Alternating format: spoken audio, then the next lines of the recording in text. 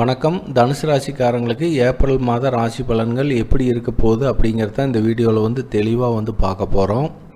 தனுசு ராசி காலபுருஷ தத்துவத்தின் அடிப்படையில் பார்க்கும்போது 9வது ராசி. உலகத்தில் இருக்கிற அத்தனை புனிதமான விஷயங்களை குறிக்கக்கூடிய ஒரு ராசி. என்ன பாவ புண்ணியங்கள் செஞ்சுட்டு வந்திருக்கிறோமோ அதுக்குண்டான நன்மையான பலனையும் தீமையான பலனையும் கொடுக்கக்கூடிய ஒரு ராசி. ராசி அதிபதின்னு சொல்லக்கூடியவர் குரு பகவான். அவர் எப்படி இருக்கிறார் அப்படின்னா, உங்கள் ராசிக்கு 7ஆம் இடம்னு சொல்லக்கூடிய மிதுன ராசியில் தான் இருக்கிறார். மிதுன ராசியில் அமர்ந்திருக்கிற குரு பகவான் தன்னுடைய 7ஆம் பார்வையாக ஜென்ம ராசியவே பார்ப்பார். எப்பவுமே ராசி அதிபதி ராசியை பார்க்குறது ஒரு அற்புதமான அமைப்புன்னே சொல்லலாம். ஏன்னா ஜென்ம ராசியை குரு பகவான் பார்த்துட்டாலே ஒரு பாதுகாப்பு. பொதுவாகவே ஜென்ம ராசியை குரு பகவான் பார்க்கறது சிறப்பு அப்படின்னாலுமே உங்கள் ராசி அதிபதியாக இருந்து அவர் ராசியை பார்க்கறது கூடுதலான ஒரு வலிமை. சந்திரனை குரு பகவான் பார்வை செய்கிறதுனால சந்திரன் தான் உடல் காரகன், மனோகாரகன், எண்ண ஓட்டத்துக்கு காரகன். தாயாரை குறிக்கக்கூடிய ஒரு கிரகம் சந்திரன் தான். காரகன் அப்படின்னாலே அந்த விஷயத்துக்கு அவங்க தான் ஓனர்னு அர்த்தம். எண்ண ஓட்டங்கள் தெளிவாக இருக்கும், குழப்பமே இருக்காது, இதுவா அதுவாங்கிறது இருக்காது. உடம்புல ஏதாவது நோய் தொந்தரவுகள் இருந்துன்னா எல்லாமே ரெடி ஆகும். மனசு தெளிவாக இருக்கும், ஒரு ஃப்ரெஷ்ஷான மைண்ட் செட்டு இருக்கும். அதுக்கப்புறம் உங்கள் ராசியாதிபதி 7ஆம் இடத்துல இருக்கிறனால திருமணம் சார்ந்த விஷயத்தில் உங்களுக்கு நன்மையான பலன்கள் நடக்கும். தனுசு ராசிக்காரங்க திருமண முயற்சி எடுத்துகிட்டு இருக்கிற தனுசு ராசிக்காரங்களுக்கு அந்த திருமண முயற்சிகள் கைகூடுறதுக்கு உண்டான ஒரு அமைப்பு உண்டு. கணவன் மனைவி நல்ல ஒரு ஒற்றுமையாக இருக்கிறதுக்கு உண்டான ஒரு அமைப்பு உண்டு. ஏன்னா உங்கள் ராசியாதிபதி 7ஆம் இடத்துக்கு போயிருக்கும்போது உங்களுடைய பார்ட்னர் ஏதாவது ஒரு கோவப்பட்டு பேசினா கூட நீங்கள் அனுசரித்து போய்க்குவீங்க. அவங்க கூட ஒரு அனுகூலமான ஒரு பலன்கள் நடக்கும். இளமை பருவத்தில் இருக்கிறவங்களுக்கு இந்த காலகட்டத்தில் தான் அந்த திருமண முயற்சிகள் எல்லாமே எடுப்பாங்க. ஸோ உங்கள் ராசியாதிபதி 7ஆம் இடத்துல இருக்கிறது சிறப்பு தான், ஒன்றும் மைனஸ் கிடையாது. உங்கள் ராசிக்கு 7ஆம் இடத்துல இருக்கிற குரு பகவான் தன்னுடைய 5ஆம் பார்வையாக லாபஸ்தானத்தை பார்ப்பார்.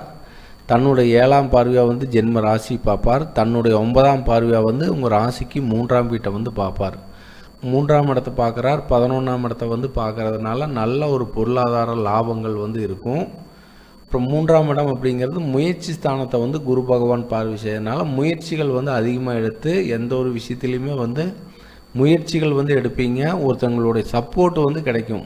3ஆம் அதிபதினு சொல்லக்கூடிய சனி பகவான் 4ஆம் இடம்னு சொல்லக்கூடிய கேந்திர ஸ்தானத்தில் அமர்ந்து 3ஆம் இடத்தை குரு பகவான் பார்வை செய்கிறதுனால யாரோ ஒருத்தர் மூலிமா ஒரு சப்போர்ட் உங்களுக்கு கிடைக்கும். யாரோ ஒருத்தர் மூலிமா ஒரு சப்போர்ட் கிடைக்கும். இளைய சகோதர சகோதரிகள் மூலிமா ஏதாவது ஒரு ஆதாயம், ஒரு சப்போர்ட் கிடைக்கும். அண்டை வீட்டார் மூலிமா ஏதாவது ஒரு உதவிகள் கிடைக்கிறது, ஒரு சப்போர்ட் கிடைக்கிறது. இது எல்லாமே 3ஆம் இடம் தான். 3ஆம் இடம் வேலை செய்யும்போது பார்த்திங்கன்னா மனோதைரியம் அதிகரிக்கும். முயற்சிகள் எடுப்பீங்க, இந்த விஷயத்தை செய்யலாம், இதை பண்ணலாம் அப்படிங்கிற அந்த எண்ணத்தை அதிகமாக ஏற்படுத்துவார். ஏப்ரல் மாதத்தில் எந்தெந்த கிரகங்கள் பயிற்சி ஆகுது அப்படின்னா, செவ்வாய் பகவான் ஏப்ரல் 3ஆம் தேதி மீன ராசிக்கு பயிற்சி ஆகிறார். புத பகவான் ஏப்ரல் 11ஆம் தேதி மீன ராசிக்கு பயிற்சி ஆகிறார். சூரிய பகவான் ஏப்ரல் 14ஆம் தேதி மேச ராசிக்கு பயிற்சி ஆகிறார். அதுக்கப்புறம் சுக்கிர பகவான் ஏப்ரல் 20ஆம் தேதி ரிஷப ராசிக்கு பயிற்சி ஆகிறார். இந்த 4 கிரகங்கள் தான் ஏப்ரல் மாதத்தில் பயிற்சி ஆகிறாங்க. மற்ற கிரகங்கள் எல்லாமே அதே பொசிஷனில் பயணிப்பாங்க. தனுசு ராசிக்காரங்களுக்கு முக்கிய ராஜ யோகாதிபதினு சொல்லக்கூடியவர் செவ்வாய் பகவான். 5ஆம் அதிபதி பஞ்சமாதிபதினு சொல்லக்கூடியவர். அவர் பார்த்திங்கன்னா உங்கள் ராசிக்கு 3ஆம் இடத்துல தான் இருக்கிறார். ஏப்ரல் 3ஆம் தேதி உங்கள் ராசிக்கு 4ஆம் இடம்னு சொல்லக்கூடிய கேந்திர ஸ்தானத்துக்கு போகிறது ஒரு சிறப்பான அமைப்பு தான். ஆனால் அங்கே என்ன அப்படின்னா, அங்கே சனி பகவான் கூட இணைகிறார். அப்படிங்கும்போது 5ஆம் அதிபதி 4ஆம் இடத்துக்கு போய் சனி பகவான் கூட இணைகிறது கொஞ்சம் சாதகமற்ற அமைப்பு தான். அப்போ 5ஆம் இட விஷயங்களில் ஏதாவது ஒரு சின்ன மைனஸை கொடுக்கும். 5ஆம் அதிபதி அப்படிங்கிறவர் குழந்தையை குறிக்கக்கூடியவர். அவர் போய் பார்த்திங்கன்னா 4ஆம் இடத்துல மறைஞ்சு சனி பகவான் கூட இணைகிறதுனால குழந்தைகளுக்கு, தனுசு ராசிக்காரங்களுடைய குழந்தைகளுக்கு ஏதாவது ஒரு உடம்புல ஒரு சின்ன நோய் தொந்தரவுகளோ இல்லை ஏதாவது ஒரு விரைய செலவுகளோ ஏற்படுறதுக்கு உண்டான ஒரு வாய்ப்பு உண்டு. சின்ன ஆரோக்கிய குறைபாடுகள் வர்றதுக்கு உண்டான ஒரு வாய்ப்பு உண்டு. கொஞ்சம் கவனமாக பார்த்துக்கிறது சிறப்பு.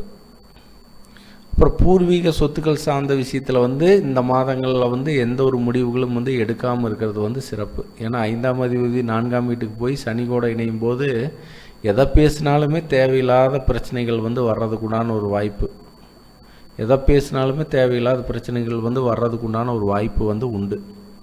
7ஆம் அதிபதி 10ஆம் அதிபதினு சொல்லக்கூடிய புத பகவான் உங்கள் ராசிக்கு 3ஆம் இடத்துல தான் இருக்கிறார். இவர் ஏப்ரல் 11ஆம் தேதி வந்து பார்த்திங்கன்னா ஏப்ரல் 11ஆம் தேதி வந்து மீன ராசிக்கு வந்து பயிற்சி ஆயிடுவார். 7ஆம் அதிபதினு சொல்லக்கூடிய புத பகவானும் 4ஆம் அதிபதினு சொல்லக்கூடிய குரு பகவானும் வந்து பரிவர்த்தனை யோகத்தில் வந்து வருவாங்க. திருமணம் சார்ந்த விஷயங்கள், கல்வி சம்மந்தப்பட்ட விஷயங்கள், வீடு வண்டி வாகனங்கள் சார்ந்த விஷயத்தில் வந்து உங்களுக்கு ஏதாவது ஒரு நன்மையான பலன்கள் வந்து நடக்கும். தனுசு ராசிக்காரங்க படிக்கக்கூடிய மாணவர்களுக்கு எல்லாமே வந்து படிக்கக்கூடிய இடத்துல வந்து ஒரு நல்ல பேர் வந்து கிடைக்கிறதுக்கு உண்டான ஒரு அமைப்பு எல்லாமே வந்து சிறப்பாக வந்து உண்டு. இதில் இன்னொரு சப்போர்ட்டான இன்னொரு சாதகமான விஷயம் என்ன அப்படின்னா 11ஆம் அதிபதினு சொல்லக்கூடிய சுக்கிர பகவான் உங்கள் ராசிக்கு 5ஆம் இடத்துல அமர்ந்து தன்னுடைய 7ஆம் பார்வையாக வந்து 11ஆம் வீட்டையே வந்து பார்க்குறார். லாபாதிபதி வந்து லாபஸ்தானத்தை பார்க்கறதுனால பொருளாதாரம் சார்ந்த விஷயத்தில் வந்து உங்களுக்கு ஒரு நல்ல லாபங்கள் கிடைக்கிறது, ஒரு சேமிப்பு வந்து அதிகரிக்கிறதுக்கு உண்டான ஒரு அமைப்பு, நீங்கள் ஆசைப்பட்ட விஷயங்கள் வந்து நடக்கிறதுக்கு உண்டான ஒரு அமைப்பு எல்லாமே வந்து சிறப்பாக வந்து உண்டு. பாக்கியாதிபதினு சொல்லக்கூடிய சூரிய பகவானும் வந்து பார்த்திங்கன்னா உங்கள் ராசிக்கு 4ஆம் இடத்துல தான் இருக்கிறார். அவர் ஏப்ரல் 14ஆம் தேதி உங்கள் ராசிக்கு 5ஆம் இடத்துல போய் உச்சபலம் வந்து அடைவார். பாக்கியாதிபதி வந்து பலம் பெறதும் வந்து சிறப்பு தான். தனுசு ராசிக்காரங்களுக்கு அதிர்ஷ்டமான நாட்கள் அப்படின்னு பார்க்கும்போது ஏப்ரல் 3ஆம் தேதி 4ஆம் தேதி அன்னைக்கு வந்து கோச்சார சந்திரன் வந்து உங்கள் ராசிக்கு லாபஸ்தானத்தில் வந்து பயணிப்பார். அப்படி பயணிக்கும்போது குருவுடைய பார்வையில் வந்து பயணிப்பார், சுக்கிரனுடைய பார்வையிலையும் வந்து பயணிப்பார். அப்படிங்கும்போது நீங்கள் ஆசைப்பட்ட விஷயங்கள் வந்து அந்த 2 நாட்களில் வந்து நடக்கிறதுக்கு உண்டான ஒரு அமைப்பு வந்து உண்டு. அந்த 2 நாட்களை மட்டும் நல்ல விஷயத்துக்காக பயன்படுத்திக்கங்க. நீங்கள் ஆசைப்பட்ட விஷயங்கள், ஏதாவது ஒரு லாபம் சம்மந்தப்பட்ட விஷயங்கள், மூத்த சகோதர சகோதரிகள் மூலிமா வந்து ஏதாவது ஒரு நன்மையான பலன்கள் வந்து அன்றைக்கி நடக்கும். ஸோ அந்த 2 நாட்களை மட்டும் நல்ல விஷயத்துக்காக பயன்படுத்திக்கங்க. அதுக்கப்புறம் அதிர்ஷ்டமான நாட்கள் அப்படின்னு பார்க்கும்போது ஏப்ரல் 8ஆம் தேதி 9ஆம் தேதி அன்றைக்கி வந்து கோச்சார சந்திரன் வந்து உங்கள் ஜென்ம ராசியிலேயே வந்து பயணிப்பார். அது குருவுடைய பார்வையில் வந்து பயணிக்கும்போது அந்த 2 நாட்களும் வந்து நல்ல அதிர்ஷ்டகரமான பலன்கள் வந்து நடக்கும். அந்த 2 நாட்களையும் வந்து நீங்கள் நல்ல விஷயத்துக்காக வந்து பயன்படுத்திக்கங்க. அதுக்கப்புறம் வந்து தனுசு ராசிக்காரங்க கவனமாக இருக்க வேண்டிய சந்திராஷ்டம நாள் வந்து எப்போ வருது அப்படின்னா ஏப்ரல் 24ஆம் தேதி ஏப்ரல் 25ஆம் தேதி அந்த 2 நாட்கள் மட்டும் கோச்சார சந்திரன் வந்து உங்கள் ராசிக்கு 8ஆம் இடம் சொல்லக்கூடிய கடக ராசியில் வந்து பயணிப்பார். அப்படி பயணிக்கும்போது உங்களுக்கு வந்து சந்திராஷ்டமம் ஏற்படும். அந்த 2 நாட்கள் மட்டும் கொஞ்சம் கவனமாக இருங்க. யாருக்கிட்டையுமே தேவையில்லாத ஆர்கியூமெண்ட்டோ வாக்குவாதமோ செய்யாமல் இருக்கிறது வந்து ரொம்ப சிறப்பு. தனுசு ராசிக்காரங்களுக்கு அதிர்ஷ்டமான திசைன்னு பார்க்கும்போது கிழக்கு திசை வந்து நல்ல ஒரு அதிர்ஷ்டத்தை கொடுக்கக்கூடிய ஒரு அமைப்பு வந்து உண்டு. அதிர்ஷ்டமான கலர்னு பார்க்கும்போது மஞ்சள் கலரை வந்து நீங்கள் அதிகமாக பயன்படுத்தினீங்கன்னா நல்ல ஒரு அதிர்ஷ்டத்தை வந்து கொடுக்கும். அதிர்ஷ்டமான எண்ணுன்னு பார்க்கும்போது 3ஆம் எண்ணை வந்து நீங்கள் அதிகமாக பயன்படுத்தினீங்கன்னா நல்ல ஒரு அதிர்ஷ்டத்தை வந்து கொடுக்கும்.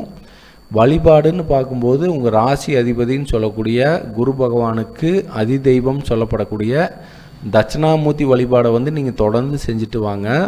வியாழக்கிழமை நாளில் போய் தட்சிணாமூர்த்தி வழிபாடு செஞ்சுட்டு வந்தீங்கன்னா உங்களுக்கு குரு பகவானால் ஏற்படக்கூடிய யோகங்கள் வந்து பரிபூர்ணமாக கிடைக்கப்பெற்று நல்ல அதிர்ஷ்டகரமான பலன்கள் வந்து அதிகமாக நடக்கும்னு சொல்லி மீண்டும் அடுத்த ராசியான மகர ராசியில் சந்திக்கலாம் நண்பர்களே. வணக்கம், வாழ்த்துக்கள்.